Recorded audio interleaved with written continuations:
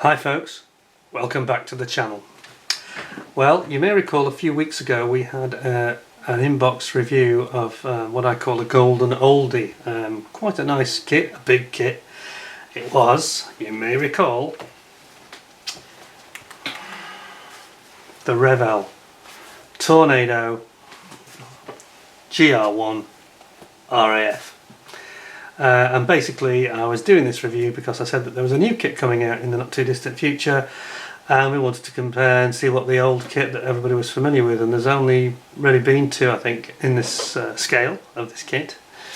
We went through it, and actually I was quite impressed. Obviously Revell, it was quite an old kit. It was made first manufactured I think in about 1985 and then updated again in 94 I think.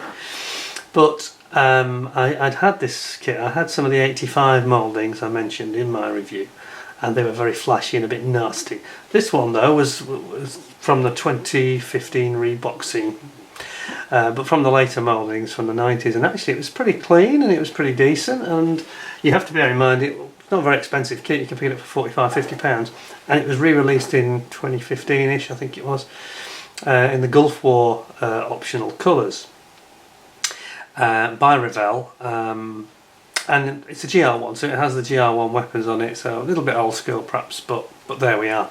Anyway, that was what we came up with. So in the meantime, there has been promise from an Italian manufacturer of a new, completely retooled, brand new model, and they talked about it a year or two ago, and everybody's thinking, well, we've heard this before, of course. They do this sometimes, and they make these announcements and then they never reach fruition, so a bit of scepticism right across the modelling community, I think. But they have in fact produced it. So you know what it's going to be.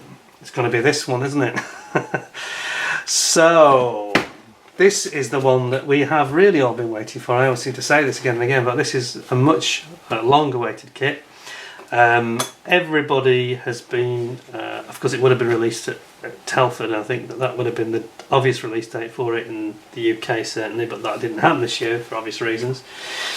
So I'm pleased to announce that I have finally got my grubby little mitts on it. I haven't opened it yet, it's completely sealed, haven't touched it, but before we get it out I think we'll just address the very, very big elephant in the room regarding this kit. And if you're not familiar with this yet, it might surprise you, but it's basically that it has a very, very hefty price tag of £140 retail in the UK. Now it's a 1/32 Tornado Gr.4, so it's the first time we've had a Gr.4 at this scale. People can modify the Revell one obviously, but this is a bespoke Gr.4. Now, given the pricing of Iteleri's previous 1/32 scale kits, I have to be honest, I'm a bit sceptical, because I bought the Mirage 3E, I think it was, they brought out.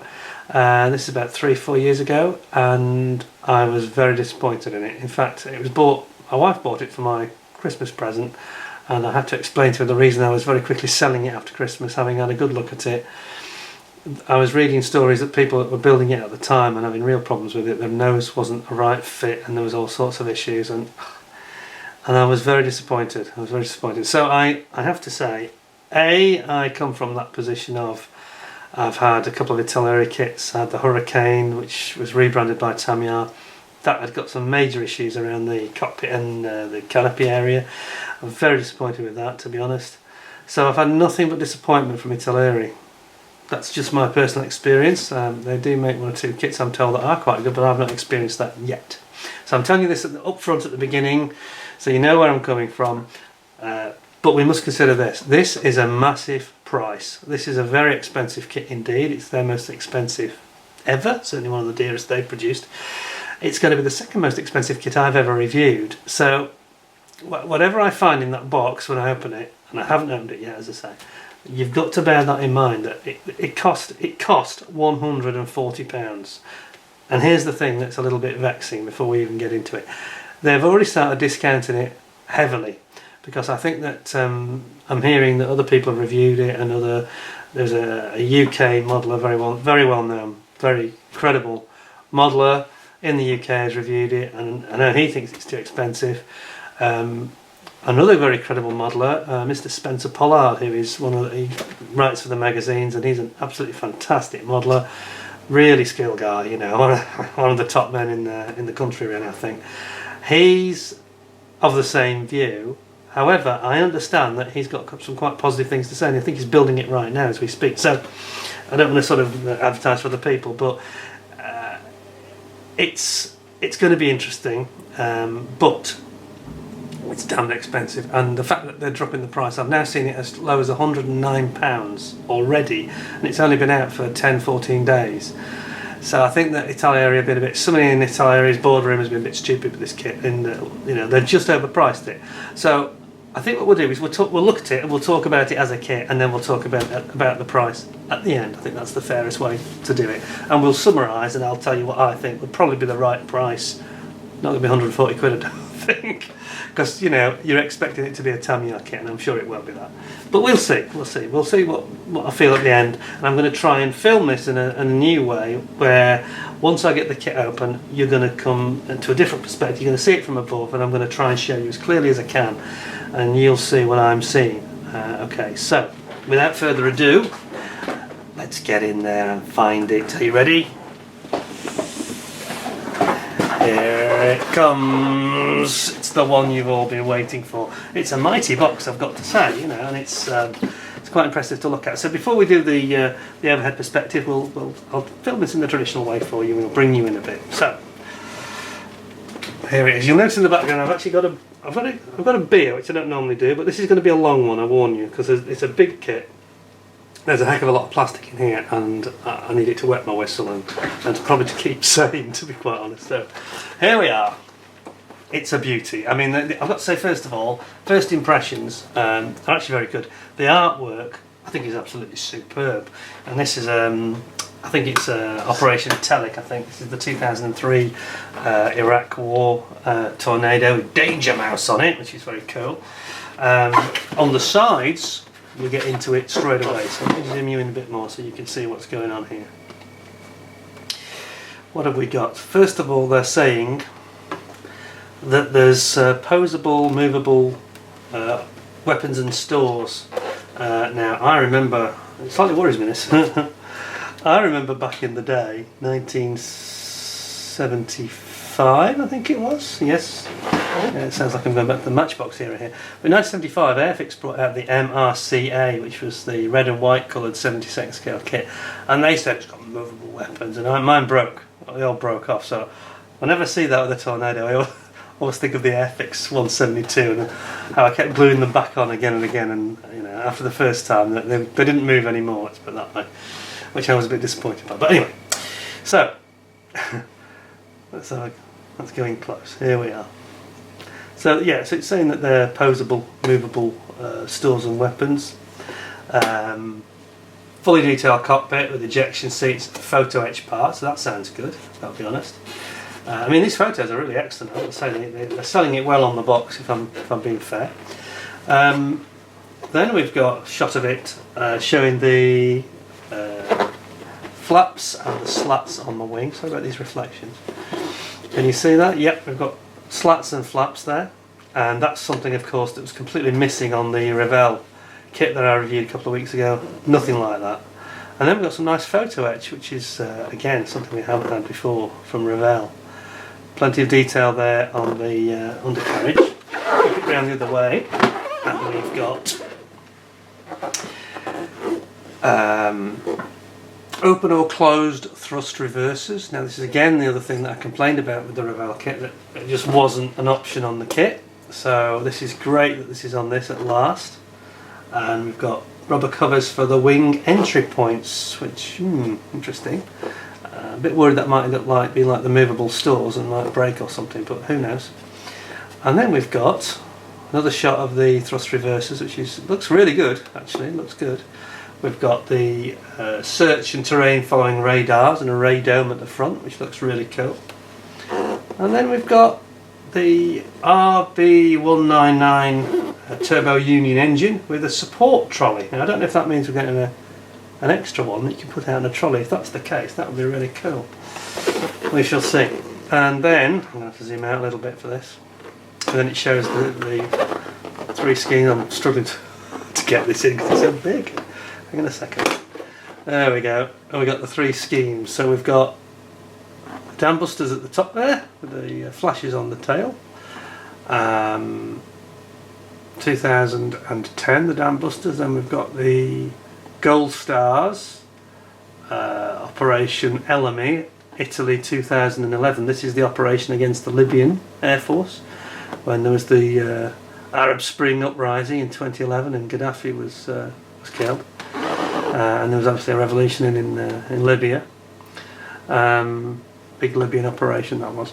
And then we've got the farewell livery as well with the bat on the tail. That's great that they've sort of spun this different generations of the GR4. That's really, I think that's quite impressive that they've done that. Anyway, let's get into the meat of it. I'm not opened it yet, and we're going to have to change the camera angle. So, kit number 2513. I'm sure you'll agree that it is quite an imposing looking box, and quite impressed so far. But I'm going to now change the camera, if you'll bear with me, and I'm going to put you into an overhead position so you can see properly everything I see, and we'll go through it in detail. So, just bear with me a moment if you would, be so kind. I'll bring you back and I'll bring you across, which is not going to be that easy, it never is.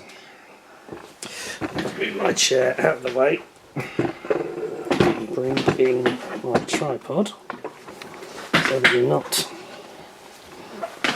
whoops, daisies. Bring me down like so. I'm going to raise you to give you a good height. Now then,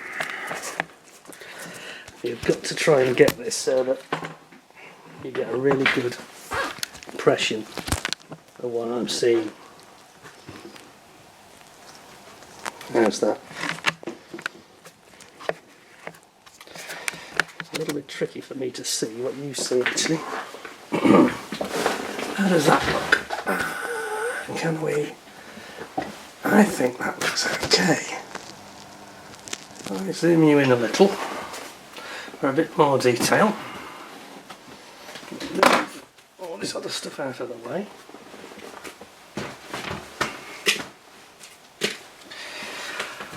And we should be good to go. How does that look? Looking good? I think that's about it, isn't it? I think we're okay. Now then. So, here we go. Scalpel. And it's disappeared. What have I done with my scalpel? Any other time there would be a blade to hand. I have no idea where that's disappeared to. Talk amongst yourselves, I'll sort myself out. I'll tell you what, we'll use the scissors I think.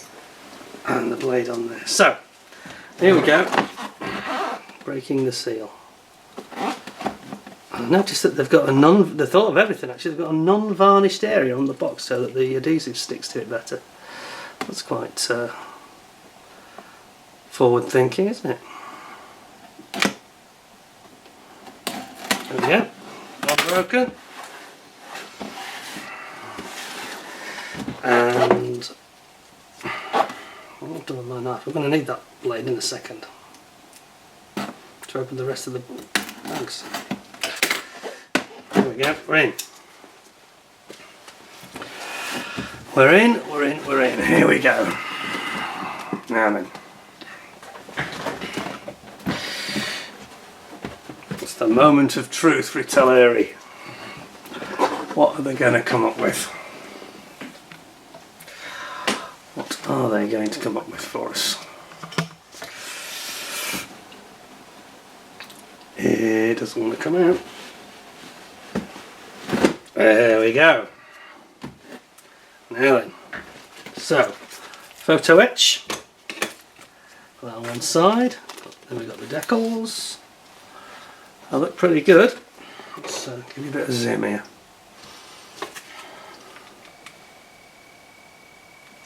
looks okay, doesn't it?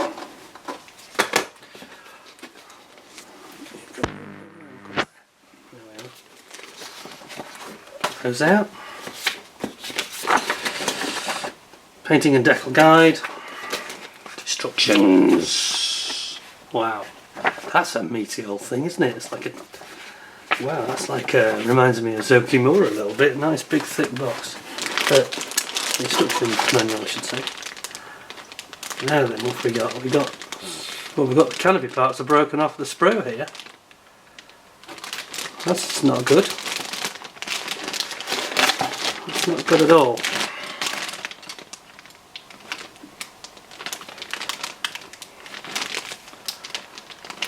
Oh, that's not so good.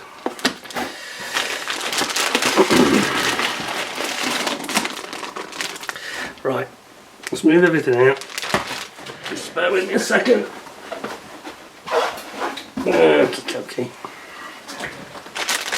We've got bags that are sealed by heat sealing, by the look of it. So crimp sealed.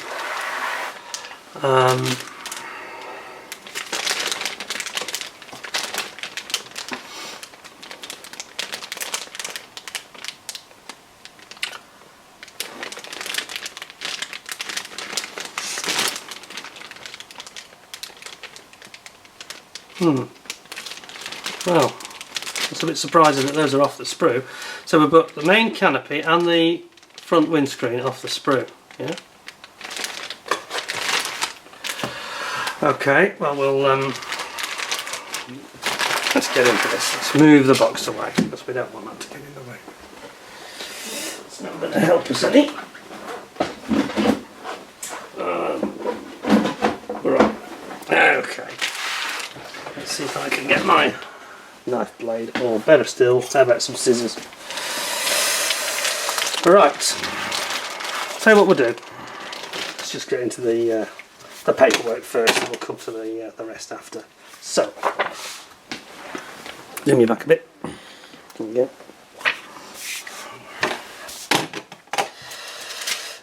Okay. Right, let's start with the decals then. Decals.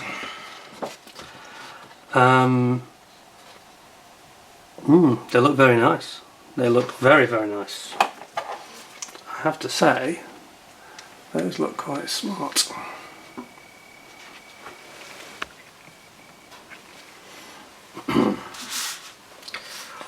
Yeah.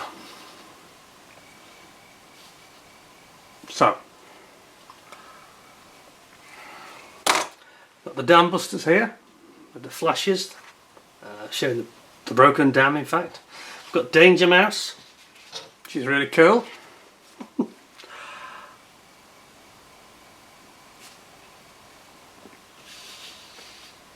Danger Mouse, Dallas Do, whatever that is.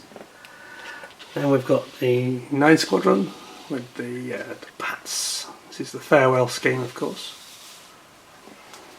This is the scheme they flew when they did the little tour around, farewell tour around the UK last year, 2019. And then we've got the general markings, common parts, and as you can see, there's not actually that many decals. I'm quite surprised. Bear in mind that we had this Airfix Phantom a few weeks back, and that had 547 decals on it. This is quite tame by comparison. And they look nice, the actual the decals.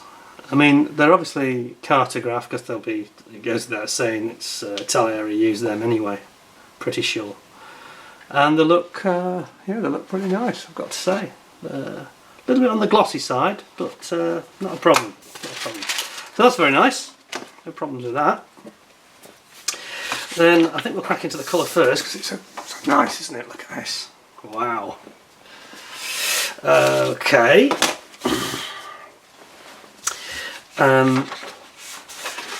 So, Operation Telekirak 2003. This is the Dallas D, the Danger Mouse. That looks pretty cool, doesn't it? And you've got all of your markings there. There we go. All of those stencils are marked out clearly. Not a problem there. Not that many, is there really? I'm quite surprised. What have we got here?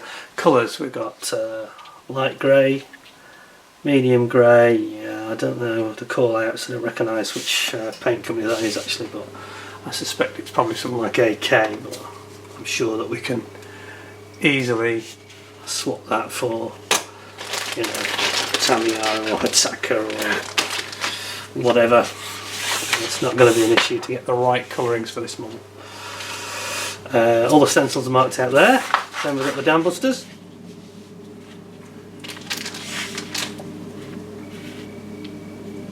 Excellent, and you know, I'd be very tempted to go with that skin.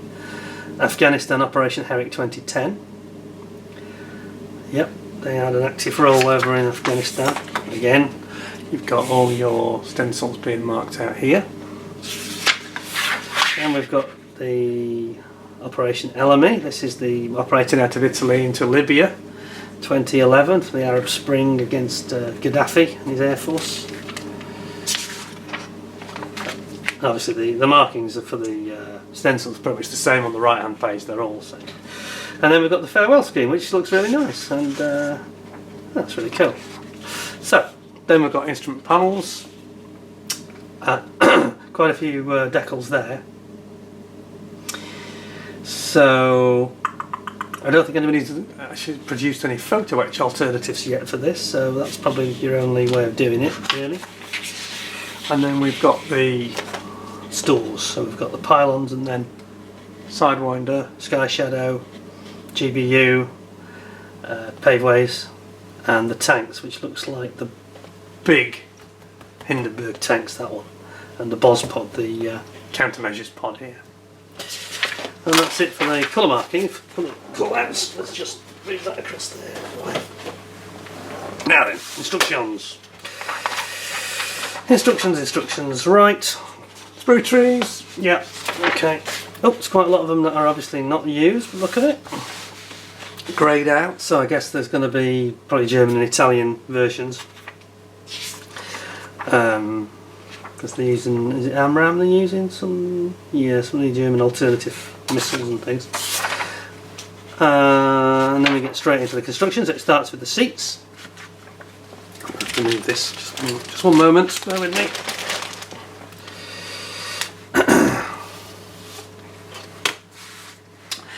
Okay, so we're making up our ejection seats.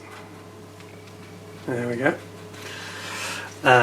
Complete with, looks like it's photo etch for the seat belts, which looks okay. Just have a look at this photo etch. Yeah, okay, we'll come to that in a second. It's pre-formed, the whole thing, so actually that's quite well thought out. Whether it'll look right, I'm not sure. And then we get into the cockpit itself. Now, looks like it's all moulded as one, doesn't it? A bit old school, isn't it? Because that's a bit like the Revell, actually, if we're being honest. I was thinking it might be smooth, which will give you the option, if there's any aftermarket comes out, make it a lot easier to put aftermarket panels on, but they seem to have moulded it as one piece. We'll have a look on the sprue book. Yeah,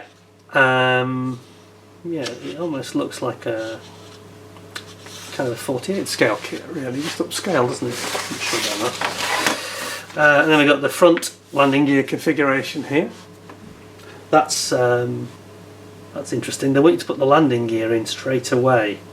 Now I've got a thing here. Why is it that these manufacturers keep on doing this, and they keep on suggesting that you know, build it in a way that, I don't know if it's convenient to design it that way, but no modeller's going to build the landing gear, you know, on the stage 4 and then have it dangling around for the rest of the construction. Same with the weapons, stores, fins, antennas, you know, aerials. You're not going to put that stuff on until near the end. You're not. I don't really understand why they've done that. Actually, it's a bit weird. It looks very like it reminds me of the Revell 48 kit, actually, this does. When you're building the box for the landing gear itself. Interesting. Oh, come on, I mean, okay. Yeah, well, they want you to put the actual wheels on as well. That's going to be a nightmare. I mean, can you imagine trying to build this kit and paint it and do all the stages of painting and weathering, etc. when you've got the wheels hanging off it? I mean, what you normally do, you put all this stuff on at the end as the final part of the process.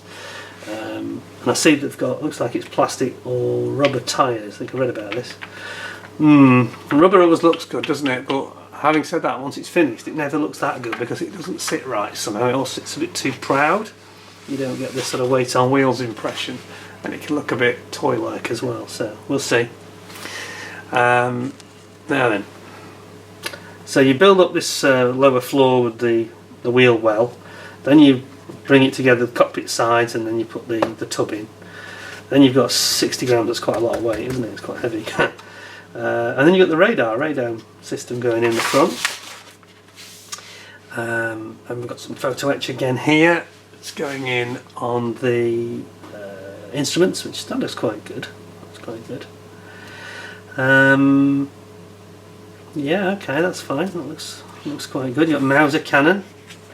I'm sure that is the barrel of the Mauser cannon muzzle. And then you've got your seat belts going in once you've done all that cockpit surround. And you've got the front windscreen, which I hope mine's okay. It looks a little bit, it's all off the sprue. I don't know why that's all broken off. That's bad haulage handling, I think. Then we're into this landing gear, only for open landing gear configuration. Okay, so you're building up these side panels then that are going in the nose. No, sorry, what am I talking about? We're at the back end here, aren't we, already? Yes, it's the rear end. Side panels at the rear end. Then we've got the intakes. Then we've got these interesting rubber gloves for where the wings swing into the body.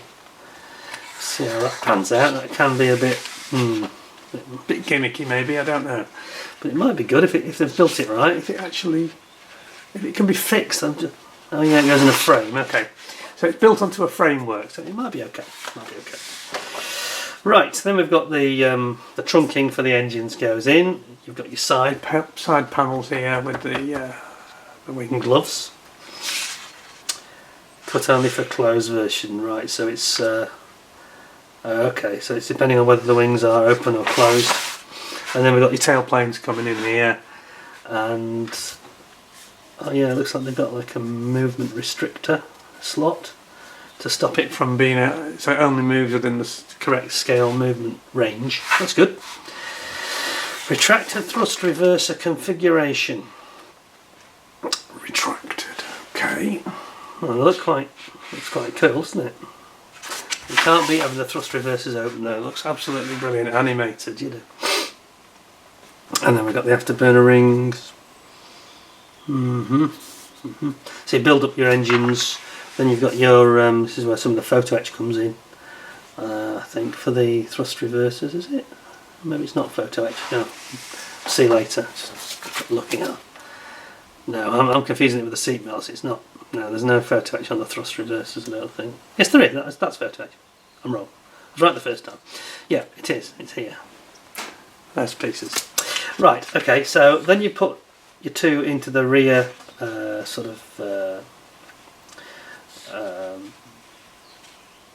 bulkhead fixing that holds it in place. So I guess you can't have it open then. I'm not sure about this. Click on and have a look. Yeah, it looks like you have to put the engines in. It looks like, unless there's a spare engine that you build later on, I don't know. It looks like it's no option to have it open as such.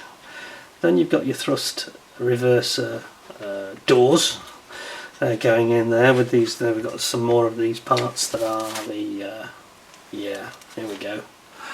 This is your photo etch parts. This should look very, very scale-like, shouldn't it? And we've got the thrust reverser doors themselves all built up there. That should be cool. That should be cool. There we have them going on. And then we have the dolly. So this is the dolly for the engine. Now, is that an extra engine? hope it's an extra one, because otherwise I don't know what you'd do. You can't have it open, so you'd have one in and one out on blank. I don't know how that would work. It's strange, really. I'm hoping there's a third engine, to be honest. A bit like Revell did with the Eurofighter. I think they had an extra engine. You could put it out on the dolly. This is okay. This is the system where they're talking about the swivelling pylons. They've got a system with a pivot and linkage here, so that the pylons will swivel and always be pointing forward when the wings swivel. The pylons will move accordingly and never start looking at the wrong angle. We'll see how robust that is. And then we've got the spoiler-ons on top of the wing. That looks quite cool. And then we've got the extended slats. So the wings have got a lot of detail in them, and these are these screw jacks, I think they call them, that whirl in and out to actually, like you see on an airliner sometimes, you can see them whirling in and out as it extends and retracts. And then we've got the extended flaps or retracted flaps option. You've got to make your mind up there. And then we go again, other side, same again, just a replication of what we've just seen. And then we've got the extended flaps configuration here. I think having the flaps out would look really cool. I mean, this price, you might as well go for broke and have everything open, and have it as animated looking as it's possible to have it, really. Right, okay. So you're going to have like a clamshell top and bottom on this. So, probably going to end up with a seam somewhere. I can feel it coming. Okay, air brakes, obviously you can have them extended. That's really good. Yeah, here we go. This is when you're starting to bring it together now. You've got your wings in. It's a bit old school, isn't it? This reminds me of, as I mentioned earlier, the Airfix MRCA back in the day. That was exactly like this, I think, just with teeth, and the Matchbox Tomcat was the same. It's a shame that they didn't think of actually having these wings on like a pylon or a spar, a bit like Tamiya did with the Tomcat 48th, which was genius the way they did that. You could leave the wings off until the very end of the construction because they went on little wing spar and just slotted on. You can even get away without using adhesive glue on it. It was such a good fit. Anyway, when you're bringing it all together, so it's quite modular, isn't it? The construction is all in modules, so you've got a module for the front, and that's going to click in. I hope we're going to have a good join here. There's potential for trouble there, I think. There's potential for trouble here as well, of course. These the screws. It's a bit weird, isn't it? The screws look pretty big. Is it those? Not sure. They look massive now. Right, then you've got the fin, which of course is massive, being a Tornado. That goes without saying, of course. And you've got your rudder, quite a few things to remove, things to drill here and there, I think. And then you've got many small parts of these little pieces on the the angles. Indicators, isn't it? I think on the tail. That looks tricky. You have to be very careful to get that right, I think. And then you've got the top coming on, the coving on the centre spine, and we've got the intakes. This is where we have trouble, isn't it? Normally on Tornadoes, we can often have some issues with fit on here, so we'll see what that's going to be like. Same on the other side. I like the instructions though. They've made them out really, they're not trying to cram 50 things into one page, which is what people like AMK do. And then you got the wing glove going over the top of the ring root. That looks very cool. Then we've got the option on your undercarriage. Which one are you going for, the rubber tyres or the plastic ones? I've got a feeling that I think the rubber ones might have some fancy engraving on them, embossed lettering. And then we have, to the side, same. Yeah, they duplicate it a lot, which is fine because it's nice and clear. Not complaining, that's good. Undercarriage doors, the light going in there with some PE, that's nice. Okay, same on the other side. And then we've got the flare pod. And two alternatives depending on which version you're running. And then we've got a rester hook, and we have got these blowing doors on the sides, and then we start to get into the weapons. So we've got the GBUs, the paveway laser guided bombs, pylons for those, painting, and it's telling you to put on your Hindenburgs, the big tanks, aren't they? Monstrous tanks, the huge ones. And then we've got the Boz Pod, and we've got Sky Shadow, and then we've got Sidewinders. Okay, and all of these pylons. Okay. And then it just shows you toward the end here, getting to the showing the positioning. That's quite good, showing the angles that you need when you're on the pylon with your Sidewinder attached to the pylon holding the Hindenburgs. That's very good that it gives you that clear instruction. And then we've got the probe for the refueling probe, in or out, which looks good, retracted or extended. Again, you want it out, don't you, really, to try and max out the model, I think, at this price. Try and show everything. And then we've got one or two detailed little antennas and pitot heads and probes and things that are going on the nose. And then we're building up the canopy. So, yeah. I've got somewhere a nice brass turned one of those. I think I'll be using the Master Models pitot head on the front, because I think that'll be best. And then we've got the canopy going onto the frame, putting it into place, and then if you want it open, obviously that's an alternative. You've got the prop to hold it open, and you've got a nice ladder. That's good. You don't have to buy one from someone like Flightpath, because they do one. So that's good that we've got an option there to have that leaning against the aircraft. And then we're on to the final assembly, really. Just that's what it looks like with everything shut up, and then that's what it looks like with everything opened. Wow, there's a lot of it, isn't there? That's a massive book. Okay, quite impressed, to be honest. It looks very clear, nicely laid out. Can't complain. Now then, as I haven't got my knife, which I can't believe, I've gone very remiss of me, I'm going to be resorting to scissors, so please bear with me for a moment while I get cutting. I'm going to be having to cut open all of the bags with the scissors. Alright, here we go. Pray for me, because I'm going in, it's going to take a while.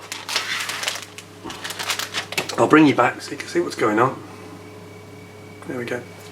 Such massive sprues. Can't get it into the shot. Right, now this is the one I'm a bit worried about, because I say we've got broken off the sprue on the clear parts. Got several things busted, so I'm going to... I'm not too happy about that, I've got to be honest. I hope nothing's scratched. I think we'll start with that and we'll examine it, and if it is scratched, it'll be going back to the supplier, or Italeri can replace it, frankly. That is not what we wanted. Let's have a looky. Let's have a looky. Right. Gentle, gentle. Don't want that rubbing around and scratching, do we? It has rubbed around a little bit and scratched. Well, apart from the fact it's scratched to hell because of this rubbing and the fact it's detached, apart from that, it would be very nice. A bit disappointed, to be honest, with that. That's not in great condition, but would be excellent. It's very, very clear. And if you can see this, let's bring you in a bit. Yeah, it's not been well handled in transit. There's scratch marks here.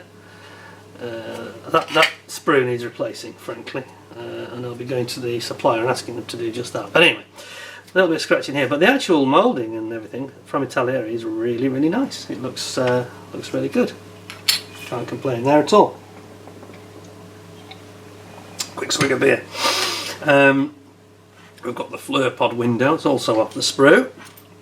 Most of the parts are off the sprue, which is really disappointing, but they look good. Sprue looks good. What's the oh yeah, I think somebody mentioned this, I saw the other day.